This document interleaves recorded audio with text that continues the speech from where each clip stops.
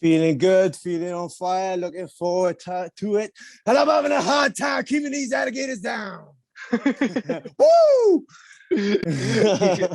Yeah, getting told in. I spit more, spill liquor. Woo! Ric Flair, motherfucker. Fighting talk back again, and today I'm delighted to be joined by a very hyped up Lewis a Footlong ahead of his bout against Jurisic as part of Bellator 267 Lima versus MVP 2. Lou, how things going, man?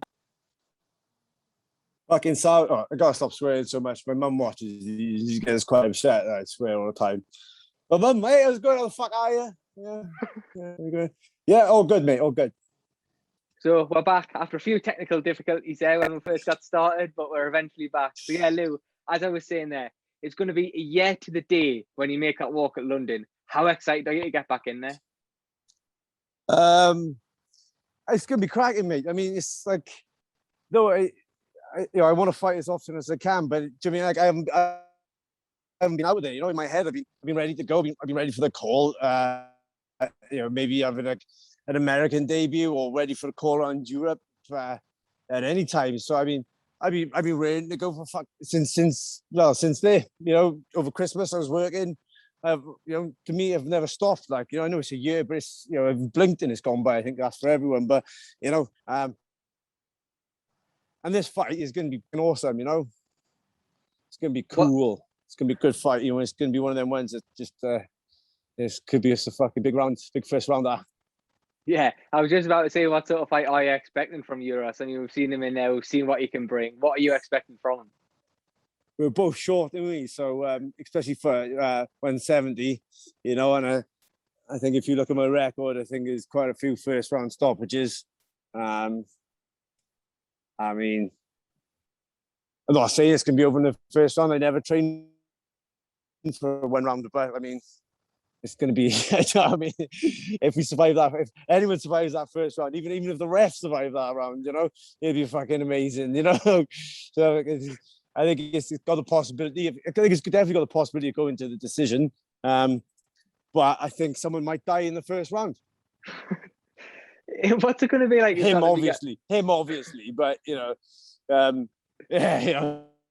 it's just that it's going to be. It's a firecracker of a fight. We're both short, explosive fighters, used to both trying to cut down the distance. And for this one, we don't have to.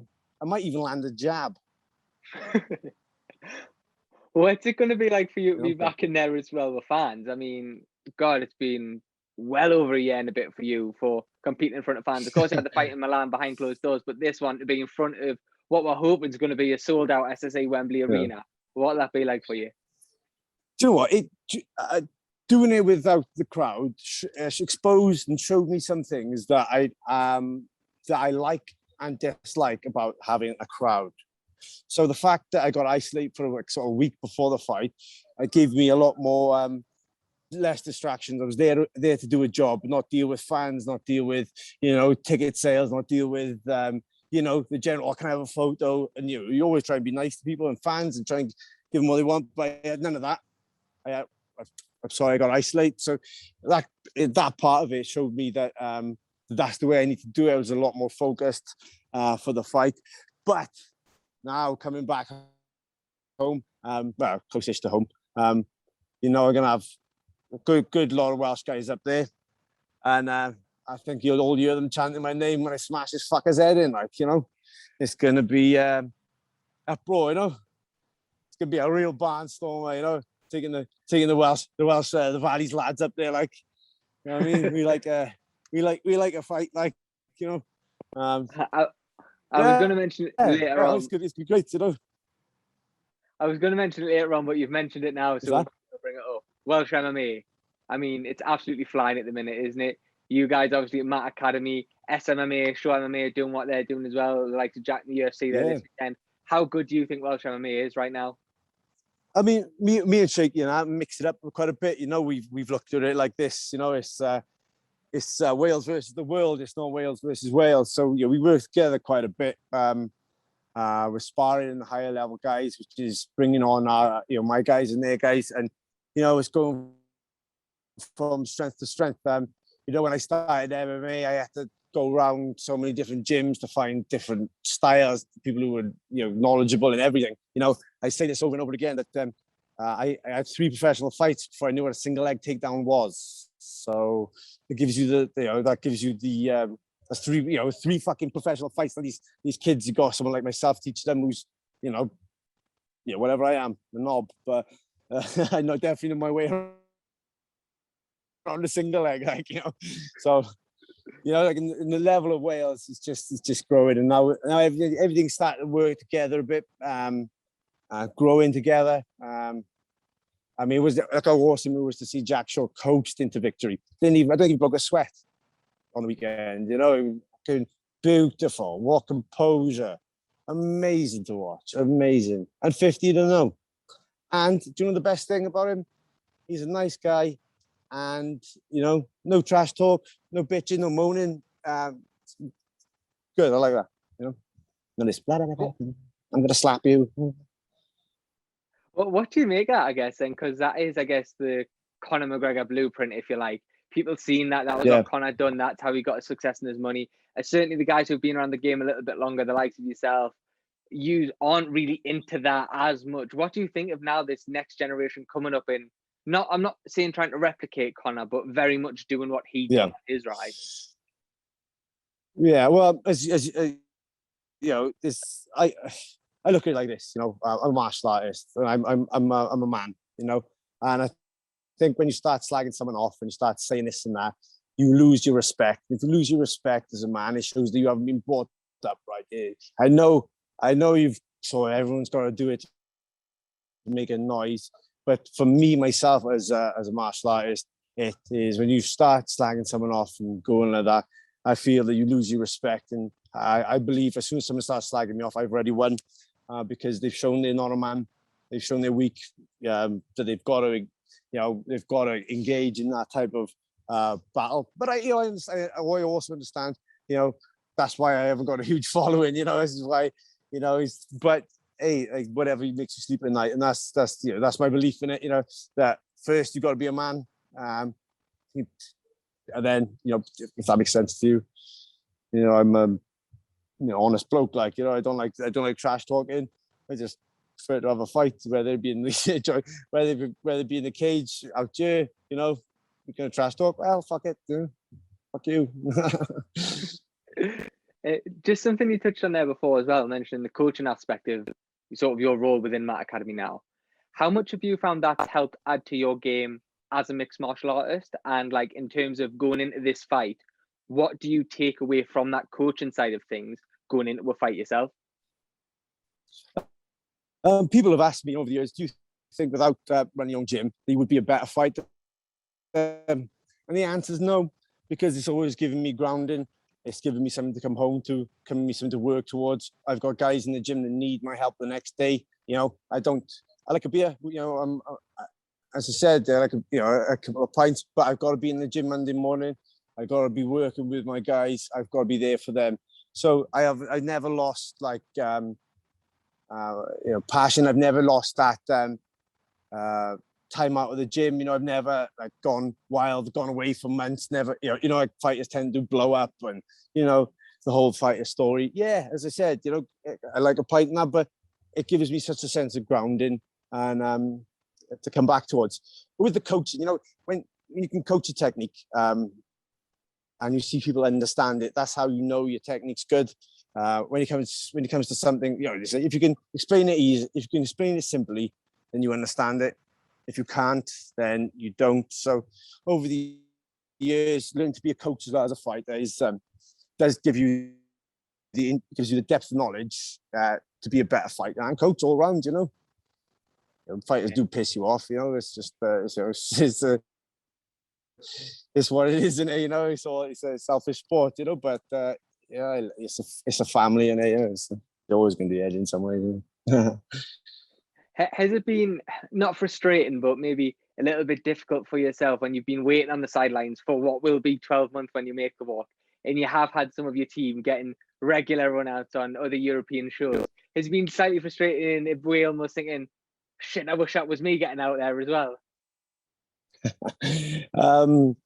Only in the yeah. I mean, I don't want to fight, but I mean, I prefer to fight than corner because I love those boys that are in there. I've worked with them for years. I believe in them, and I think fuck, I'd rather be in there instead of him. Yeah, I hate cornering. It's nerve wracking, and yeah, I mean, I knew my time would come. It's just I knew my time would come to fight. I re-signed the contract, so it was just when. That's all. I knew I'd get a fight. It's just waiting, it's a waiting game. A little bit of patience is never a bad thing. And rather than trying to press promoters, I just sort of every couple of months say, just keep my name in the mix if there's anything that comes up, please. And hopefully something will. And now European scene is back open. For the minute, it happens when it happens. You can't force it. If you force it, it's probably shit. On that sort of Bellator European scene, if you like, we did see over the last sort of 12 months throughout lockdown, lots of the European talent had been released. Was there ever any sort of worry or questioning in your mind when you've seen these guys getting let go of what's going to happen here? Because none of us still really know exactly where this European scene's headed. Yeah. Well, it was but the thing was, what I took from that is as I said earlier, it's that bit of patience. It's like I didn't get sacked, so I will get a fight. So it's just a case of don't piss too many people off, and just as long as your name's not on it, then you're gonna fight again. As I said, I re-signed back in December, so I knew I wasn't sort of on the chopping block, but you just it's not up to you, is it? all you can control is what you do outside of the cage, and inside of the cage you can't control what promoters want to do, and fuck trying to second guess what they're going to do. So just hope your name on that board. I know as well, since the last time you fought, Bellator have now introduced rankings. I know you've been calling yourself the unofficial number 11 for a little while now as well. What do you make of this whole ranking system and the fact that they've reduced it? I mean, as you know, there's got to be a body of people to put it together to start with, and people aren't always going to agree with it. But at the end of the day, if you keep winning fights, you're going to be in there. So the rankings are going to shuffle around a lot. I mean, my last loss was that in camp, and he was like 8th when he came into the rankings.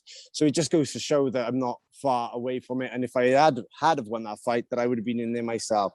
So it gave me a boost, really, just to say that. 1 or 2 fights, I will be in the top 10. With the wins, I'll be in the top 10. They're making a top 5. And give me confidence, really. Yeah, we make mistakes in fights, and you get paid from them. Hopefully, you learn. I didn't. It's one of those things. Fuck, if it's going to go wrong, it's going to go wrong in there. But seeing his name in there made me realize that I'm not far away. As I said, just having a joke, unofficial 11th or 12th. As I said, a couple more fights, and nothing better than winning to get yourself in the name in the rankings. So just got to fucking get in there and get some more fights. I got one, but get that one done and see where we are. Do you think the rankings will help bridge the gap as well and ultimately lead to the European guys who are still on the scene eventually getting to fight in America against the Americans, like we're seeing with Fabian Edwards, like we're seeing with Aiden Lee, in that sort of route? And Brett Johns. And Brett Johns, of course. Yeah, of course. Well, I mean, if you're number 7, there's number 6 out in the States. That's where you're going to be in it. And so I think, as you're right in saying, it's going to bridge the gap. It's going to show that, like you're seeing in UFC now, that the British guys definitely deserve to be in there. It's not like you have to go away to different camps in America just to learn this now. You've got this good, honest, hard martial arts on your doorstep, from Wales as well, it's we can do it, the country can do it together. And we can get guys up there like the Richard Jack Shaw, and myself and Brett and all the others. If we sort of move away, I guess, from the fighting side of things and to something else that just one look on your social media you can see is a big part of your sort of weekly regime, and that's yoga, which is something that I guess a lot of people may not sort of associate with a fight. I mean, it's a far cry from getting in the cage and taking lumps out of another man. How did that sort of come about? When did you first get into yoga, and what have you found that's added to your game? Well, I tell everybody this, and it's I laugh and joke and mess around with a lot, but yoga is the best auxiliary thing you could do outside of fighting work. Everybody does, conditioning and weights and stuff, but doing yoga and working with coaches like I am, Aaron Cousins, who knows literally everything about everything with yoga. When you get to a level, you can use yoga in so many different ways, that it is a strength and conditioning workout, and if you wouldn't believe it, like the way I can move in the gym, when you can do the splits, my grappling opens up so much. I don't know if you've seen like how many positions my ankles have been in. They can twist, they can turn. I know I haven't got too many ligaments left, but no, what introduced me to yoga was I was having a bit of a hard time. So I was looking towards what's called the pranayama, the breath work with yoga. And I found a coach who could teach me it, and then started to realize that the yoga, the asana, the movement part isn't that obviously is a part of yoga, but you look at the yoga as a breath workout with movements added on, and then they just got more and more engrossed in it, and just it's not fighting's great, but I gotta have challenges. If you haven't got a fight, you gotta look at the challenges. You can't just fight every day. You've got to do something to keep yourself sane, and going down a lot of yoga route was still a way to keep fit and benefit. It's like people say about 1% gain. How would you get that? It's 1%. It's a massive gain. Everyone does more strength and conditioning, more fitness, more technique's always good, but a lot of people, how often do people stretch these days? When I was a kid doing martial arts, it was a fundamental part of it. Now there's so much to learn, so much to do. Everyone goes, stretch at the end, and they never do. And the longevity of fighters, the amount of fighters that can't touch their toes, and you think like, fuck, you can't touch your toes, it's bad, and if you can't touch your toes, what happens when someone sprawls on you? If you can't move your body if you can't be strong through certain movements, then what are you going to be like when someone puts you in them? You're not going to have any range of movement. You're gonna feel the pain easier. You're not going to recover as quick. It's just but the thing is, young fighters, too much testosterone to get into yoga. They see it as a namby-pamby type of thing. But I guarantee you, I could absolutely rinse you with a yoga session, But it's just yoga. control. I think I control the breath, control the mind, and you control the body. Once you control your breath, your mind, then anything's possible with the body. Then. Elsewhere as well on your social media, around the time that you announced your fight, you had another special announcement as well, and that is, of course, you and a partner are expecting a child. Congratulations on that. Okay. Yeah, cheers, man. It's how much crazy, man. Added motivation is that for you now going into this one, that you've now got your child on the way, and how much does that add to this? Oh man, I got to pray for. Have you seen how much fucking? I've just learned that a pram and a pushchair are two fucking different things. Did you know that? Have you got kids? No, well, I tell you now, right? I'm fucking dying to it. Someone, I died if I get in a cage to fight someone. I can't wait to bash someone in the fucking shops. I mean, it's I can't wait for the little fucker to arrive. I'm really excited for it, but it does, it's life changing, and it does give me a sense of why I'm doing it now as well. When you get a little bit older, it's easy just to go, do you know what? I don't need to do anymore, so I won't do it. I don't need to do it now, but it gives me I want to do it. I want my child to look back and see my career. I want him to look back and show the hard work can amount to something. yeah, you know, just it would be cool. Yeah. Look, my dad's hard as fuck. Oh, you got you back. Oh, there you are. Yeah. Said too. You know, he's and you get, I said, you get a real sense of why I'm doing it now. And you know, I sold my car, so I'm fucking running everywhere. Because I got to buy a 2-seater thing, and now I got to buy a family car. You know, and I got a electric scooter as well, so I'm scooting around now with my helmet on. So life has changed. You know, it's different, but you know, the when things stays the same, you know, and that's hard bloody work. You know, I'm just in the gym every day, fucking working away. And when the baby's born, the baby's gonna have to sit in the gym. You know what I mean? But as I say, with motivation, it is a real motivating factor. You know, I want to provide as much as I can for the baby and my partner. And the best way to do that is to keep winning fights, and you know, and that's what I'm fucking gonna do. Like, Perfect. Finally, Lou, can we get a prediction off you for how you see the fight going and how you see the fight ending? I'm gonna beat fuck out of him. I just say beat fuck out of him. I don't say I'm just gonna beat him up. I'm gonna win a fight, and it's gonna be a fight where I'm gonna look good in. You know, I'm gonna show my level. And people are gonna walk away with that, and they're gonna know my name. I'll wage war from land, from sea, by air. You will see me, motherfuckers. Yes, yes.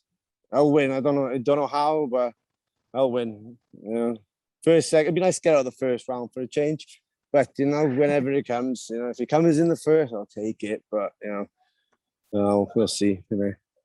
Perfect, Lou. Thank you very much for your time tonight, mate. Hey, peace and love, man.